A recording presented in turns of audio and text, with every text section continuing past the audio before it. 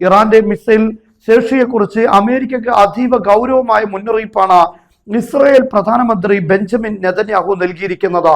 Iran വികസിപ്പിച്ചുകൊണ്ടിരിക്കുന്ന Inter continental ballistic മിസൈലുകൾ അഥവാ ഭൂഖണ്ഡാന്തര മിസൈലുകൾ ഏകദേശം 8000 കിലോമീറ്റർ ദൂരപരിധിയുണ്ടെന്ന് അദ്ദേഹം ചൂണ്ടിക്കാട്ടി. ഇതിനൊപ്പം വെറും 3000 കിലോമീറ്റർ കൂടെ ദൂരപരിധി വർദ്ധിപ്പിച്ചാൽ ന്യൂയോർക്ക്, വാഷിംഗ്ടൺ, ബോസ്റ്റൺ, മിയാമി തുടങ്ങിയ സുപ്രധാന അമേരിക്കൻ നഗരങ്ങൾ ഇറാന്റെ ആക്രമണ പരിധിയിൽ വരുമെന്നും നെതന്യാഹു മുന്നറിയിപ്പ് നൽകി.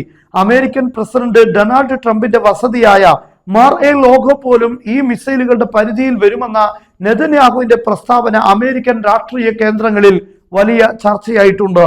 ഇതിനിടെ ഇസ്രായേലിന്റെ സുരക്ഷാ വലയങ്ങളിൽ വിള്ളൽ വീഴ്ത്തിക്കൊണ്ട് സൈബർ ആക്രമണം നടന്നതായും റിപ്പോർട്ടുകളുണ്ട്.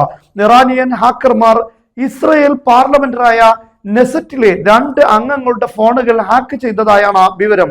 നെസറ്റ് അംഗങ്ങളായ മോഷെ സാദ, താലി ഗോട്ട്ലിബ് എന്നിവരാണ് തങ്ങളുടെ ഫോണുകൾ ഹാക്ക് ചെയ്യപ്പെട്ട വിവരം ഔദ്യോഗികമായി അറിയിച്ചത്. ഹിബ്രു ചാനൽ 14 ഈ വാർത്ത പുറത്തുവിട്ടത്. ഫോണുകളിൽ നിന്നുള്ള വിവരങ്ങൾ സൈബർ ഇടങ്ങളിൽ പരസ്യപ്പെടുത്തിയതായും റിപ്പോർട്ടുകൾ സൂചിപ്പിക്കുന്നു. ദിവസങ്ങൾക്ക് മുമ്പ് മുൻ പ്രധാനമന്ത്രി നഫ്താലി ബെന്നറ്റും തന്റെ ഫോൺ ഹാക്ക് ചെയ്യപ്പെട്ടതായി വെളിപ്പെടുത്തിയിരുന്നു എന്നത് ഈ സൈബർ ആക്രമണത്തിന്റെ വ്യാപ്തി വ്യക്തമാക്കുന്നു. മേഖലയിലെ സുരക്ഷാ നയങ്ങളിൽ കർശനമായ റെഡ് ലൈനുകൾ വരച്ചുകൊണ്ട് നെതന്യാഹുയുടെ പ്രസ്താവനകളാണ് ഇന്നത്തെ പ്രധാനപ്പെട്ട മറ്റൊരു വാർത്ത.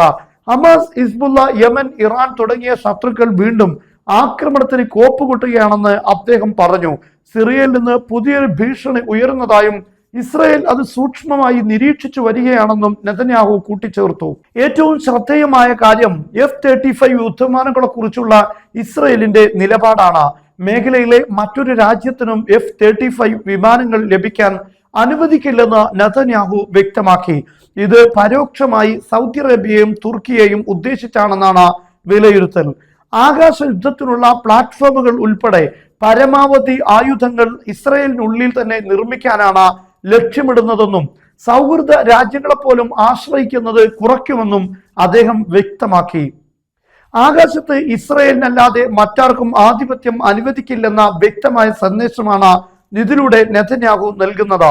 ഇത് കേവലം പ്രതിരോധമാണോ അതോ ആക്രമണ ശക്തിയുടെ കുത്തകവൽക്കരണമാണോ എന്ന ചോദ്യമാണ് ഇപ്പോൾ ഉയർന്നു വരുന്നത്.